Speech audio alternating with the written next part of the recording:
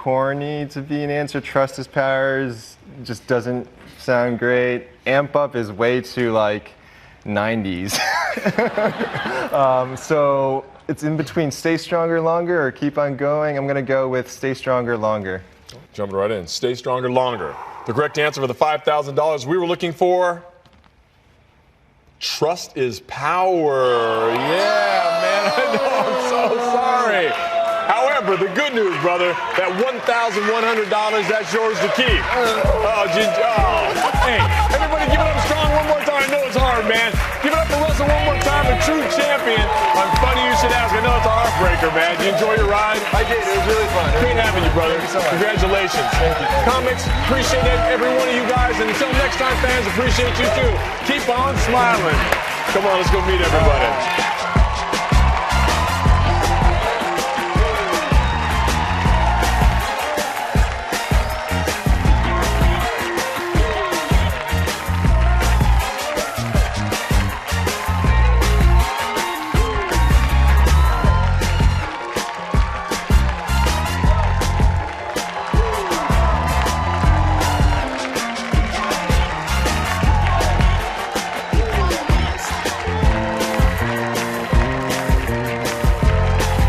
This has been a production of Entertainment Studios.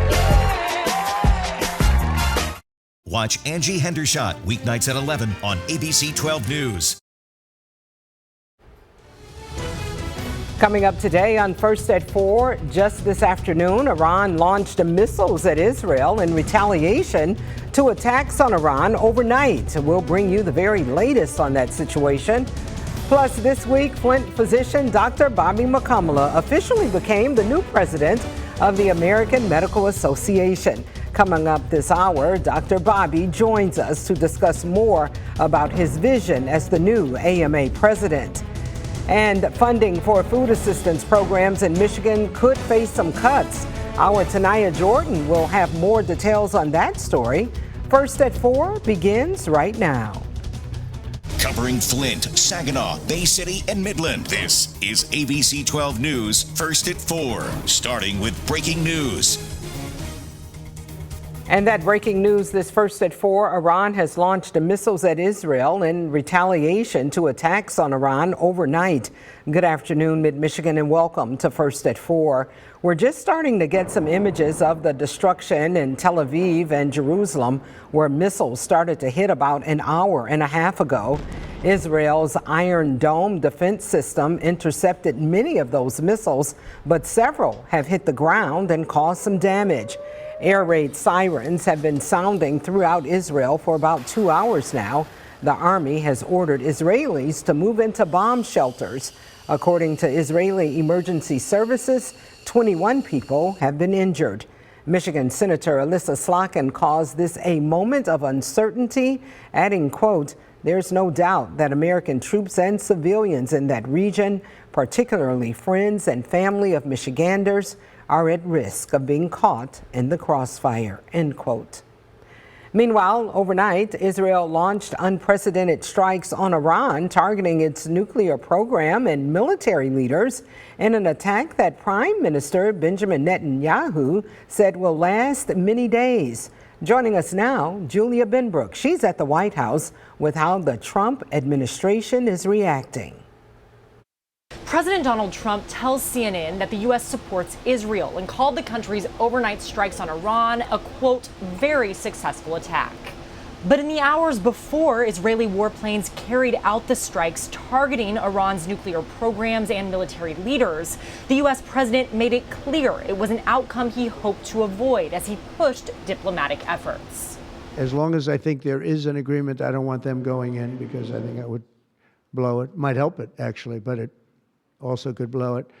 In his first public comments since the strikes, Trump warned Iran to agree to a deal before there is nothing left, writing, quote, "I gave Iran chance after chance to make a deal. I told them in the strongest of words to just do it. But no matter how hard they tried, no matter how close they got, they just couldn't get it done."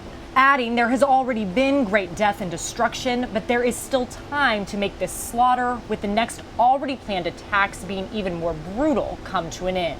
Secretary of State Marco Rubio sought to distance the U.S. from the Israeli action, clarifying in a statement that the U.S. had no involvement in the strikes. Trump met with his national security team Friday afternoon. At the White House, I'm Julia Benbrook. Thank you, Julia. Today, a federal judge in Massachusetts blocked part of President Donald Trump's executive order that seeks to overhaul how elections are run in the U.S. The preliminary injunction from Judge Denise Casper blocks requirements to show written proof of U.S. citizenship when registering to vote. The judge also blocked the president's effort to prohibit states from counting mail-in ballots that arrive after Election Day.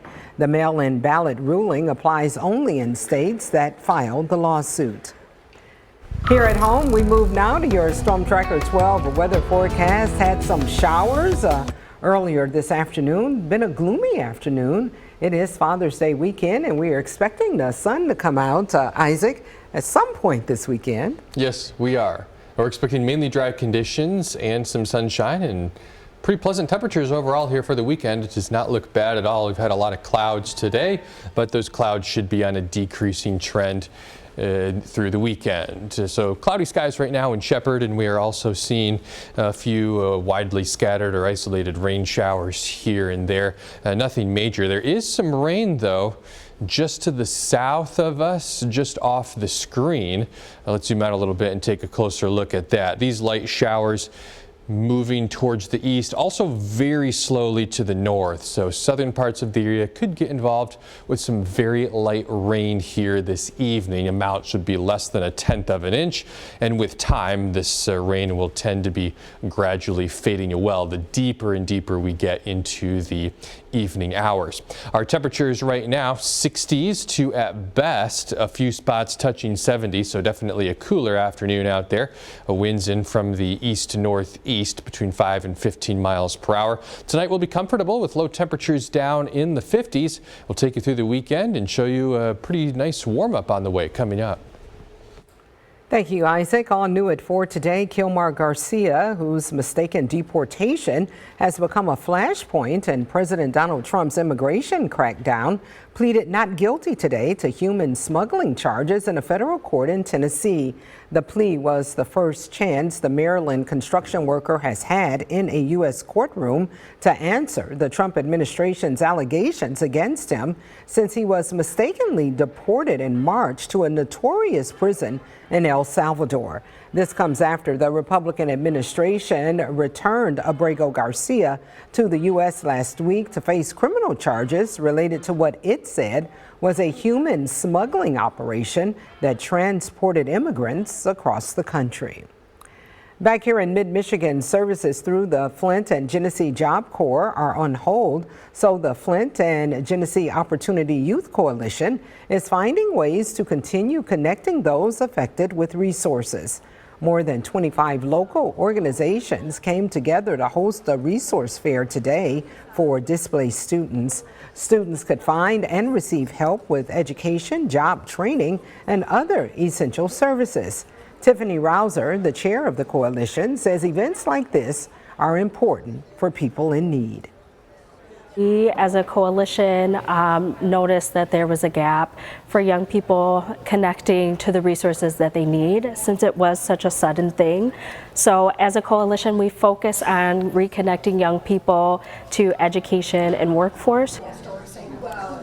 ABC 12's Anthony Ryder spoke with several students about how this event has helped them. He'll share their responses on ABC 12 News at 5. All new tonight, funding for food assistance programs in Michigan could face some cuts. That is, if President Trump's proposed spending bill is passed. ABC 12's Tanaya Jordan shows us what this could mean for public school students across the state. It means that funding for programs like Healthy School Meals for All will be slashed, putting Michigan's public school students at risk for losing access to free breakfast and free lunch. I've got a 6th grader, 8th grader, and 9th grader. They're getting fresh fruit directly from farmers around us. They are able to provide healthy breakfast and lunch that you're not always going to get from home. A lot of it is, what can I put quick and easy into a lunch meal? Parents like Amanda Shook rely on free school meals during the school year and in the summer. We are a lower income family. We make only $1,100 more than the income guidelines to get any help from the state. So we're not doing good enough to be surviving where we're at, and we're not doing low enough to get help to survive where we're at. According to the American Heart Association, hungry kids are more likely to experience behavioral issues and health challenges.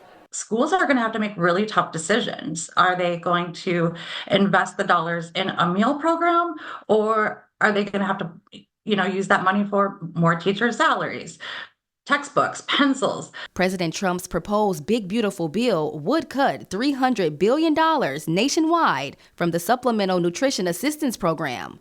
The program automatically makes Michigan children eligible for free school meals. They're forcing parents to make tough decisions. Tough decisions, elementary school parent Tamara Tucker says, like paying bills or buying healthy food that'll sustain their kids throughout the day. My whole purpose is to try to get children to try and eat new fruits and vegetables and move their body more. Melissa Lance is a SNAP educator with the Crim Fitness Foundation. And a lot of the schools now, because of SNAP Ed, have like salad bar stations and different things, so kids have options. Data from the American Heart Association shows that school meal programs save Michigan families $850 per year per student. For us, that would be approximately $2,550 extra dollars a year that we're going to have to cover for paying for their lunches and breakfast. President Trump's Big Beautiful Bill would also make cuts to Medicaid. If the bill passes, millions of people could lose their coverage. In Flint, Tanaya Jordan, ABC 12 News. Thank you, Tanaya. The Trump administration is proposing that states take on more of the cost of administering SNAP. The state budget office estimates that would cost Michigan nearly $90 million.